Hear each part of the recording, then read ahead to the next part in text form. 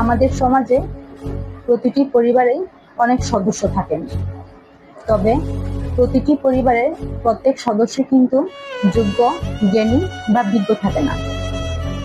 কারো যোগ্যতা একটু কম থাকে বা কারো একটু বেশি। তবে স্বাভাবিকভাবে পরিবারে যে লোকের যোগ্যতা একটু বেশি, সবাই তার মুখের দিকেই তাকিয়ে থাকে বড় কোনো সিদ্ধান্তের জন্য। তখন সিদ্ধান্ত নেওয়ার মতো পরিবারের অন্য কোনো লোক থাকে না। তার মাথায় থাকে পরিবারের অনেক দায়িত্ব।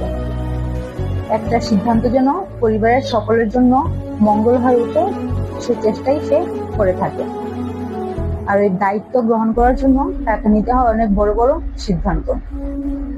আর তখন ওই লোকটার নেওয়া সিদ্ধান্তে যদি পরিবারের কোনো কল্যাণকর হয়, তখন সবাই তাকে বাহবা দেয়, তার সিদ্ধান্তটা সঠিক হয়েছে বলে। তুমি আমাদের পরিবারের একমাত্র যোগ্য লোক, তখন তার প্রশংসা সবাই পঞ্চমুখী হয়ে থাকে।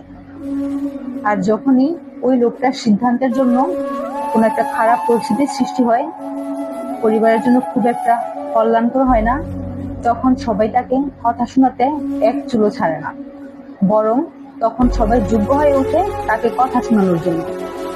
তখন ওই খারাপ পরিস্থিতিতে ওই লোকটার পাশে দাঁড়ানোর মতো কেউ থাকে না, সবাই তার দোষ খুঁজতে ব্যস্ত। আসলে আমাদের সমাজ এরকম প্রত্যেকটা পরিবারই রয়েছে, যে পরিবারের জন্য দায়িত্ব নেয় বেশি, করে বেশি, একটা সময় গিয়ে তার অনেক মাসুল গুনতে হয়, পরিবারের সবাই তাকে কথা শুনিয়ে দেয়।